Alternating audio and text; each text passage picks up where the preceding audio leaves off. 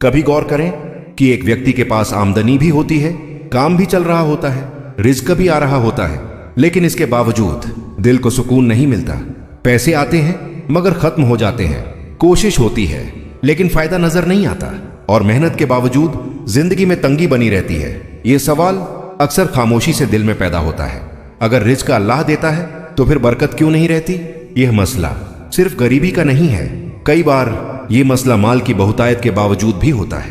कुछ लोग कम कमाते हैं लेकिन उनका घर सुकून से चलता है, और कुछ लोग ज्यादा कमाते हैं मगर हर वक्त परेशान रहते हैं। ये फर्क क्यों है?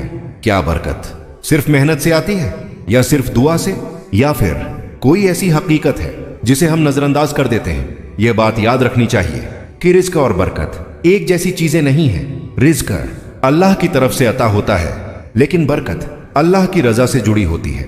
रिज्क बढ़ सकता है, लेकिन अगर बरकत ना हो तो वही रिज्क सुकून नहीं दे सकता। इसी वजह से कभी कभी तनख्वाह बढ़ जाती है मगर मसाइल भी साथ बढ़ जाते हैं। ऐसे में इंसान और ज्यादा मेहनत करता है और ज्यादा रास्ते तलाश करता है, लेकिन असल मसला वहीं का वहीं रहता है, क्योंकि मसला रिज्क की कमी नहीं बल्कि बरकत की रुकावट होता है। और बरकत एक ही दिन में नहीं रुकती, यह धीरे धीरे इंसान की कुछ आदतों, फैसलों और रवैयों की वजह से खत्म होती है। अक्सर लोग बिना जाने ऐसी गलतियां करते रहते हैं जो अल्लाह की दी हुई बरकत को खामोशी से खत्म कर देती है। न कोई आवाज आती है, न कोई साफ इशारा, बस जिंदगी में बेचैनी बढ़ती जाती है और इंसान ये समझने लगता है कि शायद उसकी मेहनत काफी नहीं, हालांकि असल वजह कुछ और होती है। यह वीडियो उसी असल वजह की तरफ इशारा करती है। वो कौन सी गलतियां हैं जो इंसान रोज करता है और उसे एहसास भी नहीं होता कि यही गलतियां उसके रिज्क से बरकत छीन रही है? वो कौन से रवैये हैं जो अल्लाह को नापसंद होते हैं और इंसान की जिंदगी में तंगी का सबब बनते हैं? और सबसे अहम सवाल, क्या बरकत दोबारा वापस आ सकती है? अल्लाह की रहमत का दरवाजा कभी बंद नहीं होता, लेकिन कई बार इंसान खुद उस दरवाजे के सामने दीवार खड़ी कर लेता है। यह दीवार गुनाह से बनती है, नाशुक्री से बनती है, लोगों का हक मारने से बनती है और दिल की सख्ती से बनती है। और जब तक यह दीवार कायम रहती है, रिज्क आता रहता है, लेकिन उसमें सुकून शामिल नहीं होता। अगर आप यह महसूस कर रहे हैं कि आमदनी के बावजूद जिंदगी में कुशादगी नहीं, अगर हर महीना किसी न किसी मुश्किल के साथ गुजरता है, और अगर दिल बार बार सवाल करता है कि आखिर कमी कहां है, तो यह विषय आपके लिए है। क्योंकि बरकत सिर्फ माल में नहीं होती, यह वक़्त में, सेहत में, औलाद में और दिल के सुकून में भी होती है। और जब बरकत रुकती है तो जिंदगी के हर हिस्से पर उसका असर पड़ता है। आगे से हम उन 8 गलतियों पर बात करेंगे जो अल्लाह की बरकत को रोक देती है, और यह भी समझेंगे कि उनसे बचकर बरकत को दोबारा कैसे वापस लाया जा सकता है। अगर आप चाहते हैं कि ये बातें सिर्फ सुनने तक सीमित न रहें बल्कि दिल तक उतर जाए, तो इस सिलसिले को आखिर तक जरूर देखें। मुमकिन है यही वह लम्हा हो जहां से आपकी जिंदगी में बरकत का सफर दोबारा शुरू हो जाए। यह बात समझना बहुत जरूरी है कि रिज्क और बरकत एक चीज नहीं है। रिज्क अल्लाह हर एक को देता है, नेक को भी और आजमाइश में मुब्तला शख्स को भी, लेकिन बरकत सिर्फ उसे मिलती है जिससे अल्लाह राजी हो। इसीलिए दुनिया में ऐसे बेशुमार लोग हैं जो बज़ाहिर खुशहाल हैं मगर अंदर से परेशान, बेचैन और सुकून से महरूम है। यह परेशानी रिज्क की कमी से नहीं बल्कि बरकत के उठ जाने से पैदा होती है। बरकत का रुक जाना किसी एक दिन में नहीं होता, यह आहिस्ता आहिस्ता इंसान की आदतों, सोच और रवैयों की वजह से होता है। गलती नंबर 1, नाशुक्री। नाशुक्री बरकत को रोकने वाली सबसे पहली और सबसे खतरनाक गलती है। नाशुक्री सिर्फ यह नहीं कि जबान से शुक्र अदा न किया जाए, बल्कि यह भी नाशुक्री है कि दी हुई नेमतों को मामूली समझा जाए।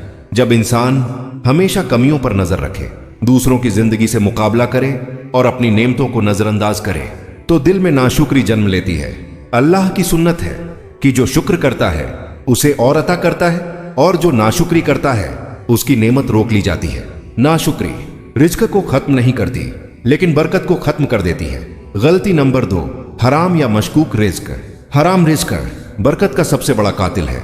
चाहे वह धोखा हो, झूठ हो, नाजायज कमीशन हो, हक मारना हो या हराम को मामूली समझ लेना हो। ऐसा रिज्क बज़ाहिर फायदा देता है मगर अंदर से जिंदगी को खोखला कर देता है।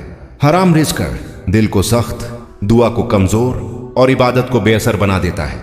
ऐसे रिज़्क़ के साथ सुकून मुमकिन नहीं। गलती नंबर 3, हुकूकुल इबाद में लापरवाही। अल्लाह के नजदीक बंदों का हक बहुत वजनी मामला है। किसी का हक दबाना, किसी का माल रोक लेना, मुलाजिम के साथ ज्यादती या किसी के साथ नाइंसाफी बरकत को रोक देती है। अल्लाह अपने हक माफ कर देता है, मगर बंदों के हक बगैर तलाफी के माफ नहीं करता। इसीलिए अक्सर लोग इबादत के बावजूद तंगी में रहते हैं। गलती नंबर 4, नमाज और इबादत में गफलत। नमाज सिर्फ फर्ज नहीं, ये बरकत की कुंजी है। जब नमाज में सुस्ती आ जाए, इबादत बोझ लगने लगे और अल्लाह से ताल्लुक कमजोर हो जाए तो रिज़्क़ में भी असर आता है, क्योंकि बरकत अल्लाह से जुड़े रहने का नतीजा है। गलती नंबर 5, वालिदैन की नाफरमानी। वालिदैन की रजा रिज़्क़ में कुशादगी का सबब है। उनकी बद्दुआ रिज़्क़ में तंगी का सबब बन जाती है। बदतमीजी, नजरअंदाज करना या उनके हुकूक को मामूली समझना अल्लाह की नाराजगी को दावत देता है। गलती नंबर 6, इसराफ और फिजुल खर्ची। फिजुल खर्ची बरकत को खा जाती है। दिखावे की जिंदगी, गैर जरूरी खर्च और ख्वाहिशों की गुलामी इंसान को हमेशा मोहताज रखती है। अल्लाह एतिदाल को पसंद करता है, न कि फिजुल खर्ची को। गलती नंबर 7, जुल्म और ज्यादती। जुल्म चाहे छोटा हो या बड़ा बरकत को रोक देता है। ताकत, इख्तियार या जबान का गलत इस्तेमाल अल्लाह के गजब को दावत देता है। जुल्म के साथ बरकत इकट्ठी नहीं रहती। गलती नंबर 8, अल्लाह पर भरोसे की कमी।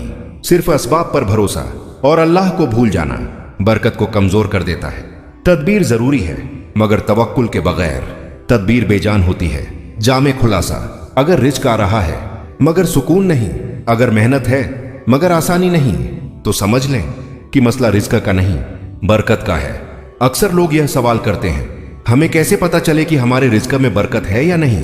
क्योंकि बसा औकात आमदनी कम होती है मगर जिंदगी पुरसुकून होती है, और कभी आमदनी ज्यादा होती है मगर चैन नापैद। यह फर्क बरकत का होता है। बरकत नजर आने वाली चीज नहीं, यह महसूस होने वाली कैफियत है। जब अल्लाह किसी के रिज़्क़ में बरकत डाल देता है तो उसकी जिंदगी खामोशी से बदलने लगती है। निशानी नंबर 1, कम में भी सुकून और इत्मीनान। बरकत की सबसे पहली अलामत दिल का सुकून है। वह शख्स ज्यादा कमाने के बावजूद बेचैन नहीं होता और कम कमाकर भी मायूस नहीं होता। उसके दिल में हमेशा एक ठहराव होता है, एक एतिमाद कि अल्लाह काफी है। यह सुकून बैंक बैलेंस से नहीं आता, यह अल्लाह की रजा से आता है। निशानी नंबर 2, गैर मुतवक्के आसानियां। जब रिज़्क़ में बरकत होती है तो रास्ते खुद ब खुद आसान होने लगते हैं। काम बनते चले जाते हैं, रुकावटें कम हो जाती हैं और वह मसाइल जो पहले पहाड़ लगते थे अब मामूली महसूस होने लगते हैं। यह वह मकाम है जहां इंसान कहता है, मैंने तो सोचा भी नहीं था कि यह काम यूं आसान हो जाएगा। यही अल्लाह की बरकत है। निशानी नंबर 3, फिजुल खर्चियां। खुद ब खुद कम हो जाना। बरकत वाला इंसान फिजुल खर्च नहीं होता। उसे महंगी चीजों की नुमाइश या दिखावे की जरूरत नहीं पड़ती। वे बताता है कि असल अमीरी दिल की बेनियाजी है। बरकत इंसान की ख्वाहिशों को काबू में रखती है और खर्च को बाम कसद बना देती है। निशानी नंबर 4, दूसरों के काम आना आसान लगने लगता है। जब रिज़्क़ में बरकत हो तो इंसान मदद करते हुए घबराता नहीं, सदका बोझ नहीं लगता, बल्कि दिल की जरूरत बन जाता है। ऐसा शख्स यह नहीं सोचता कि मेरा क्या बनेगा, बल्कि यह यकीन रखता है कि देने से कम नहीं होता। यह यकीन सिर्फ बरकत वाले दिल में होता है। निशानी नंबर 5, घर में चैन और बाहमी मोहब्बत। बरकत सिर्फ पैसों में नहीं होती, यह घरों में भी उतरती है। जहां बरकत हो वहां बेवजह झगड़े कम होते हैं, बातचीत में नरमी होती है और इख्तिलाफ के बावजूद दिल जुड़े रहते हैं। घर का सुकून दुनिया की सबसे बड़ी दौलत है और यह दौलत सिर्फ बरकत से मिलती है। निशानी नंबर 6, बीमारियों और आजमाइशों में नरमी। बरकत का मतलब यह नहीं कि आजमाइशें नहीं आएंगी, बल्कि यह है कि आजमाइशें तोड़ने के बजाय संवारने लगती है। बीमारी आए तो सब्र नसीब होता है, नुकसान हो तो हिम्मत बाकी रहती है। यह सब बरकत का असर है। निशानी नंबर 7, दिल का अल्लाह की तरफ माइल होना। जिस रिज़्क़ में बरकत हो वह इंसान को अल्लाह से दूर नहीं करता, बल्कि शुक्र, दुआ और आजिज़ी बढ़ती चली जाती है। वह शख्स जान लेता है कि जो कुछ है अल्लाह का दिया हुआ है। यह मारिफत सबसे बड़ी बरकत है। एक मुखत्सर मगर हकीकी मंजर। एक शख्स बहुत ज्यादा कमा रहा था, मगर हमेशा परेशान रहता। दूसरा शख्स सादा सी आमदनी रखता था मगर चेहरे पर सुकून था। पहला कहता, मेरे पास सब कुछ है फिर भी दिल खाली है। दूसरा कहता, मेरे पास कम है मगर अल्लाह काफी है। यह फर्क रिज्क का नहीं बरकत का था। गहरा नुक्ता, बरकत अल्लाह का वह तोहफा है जो हिसाब से नहीं मिलता, यह ताल्लुक से मिलता है। जो अल्लाह को याद रखता है, अल्लाह उसके रिज्क को याद रखता है।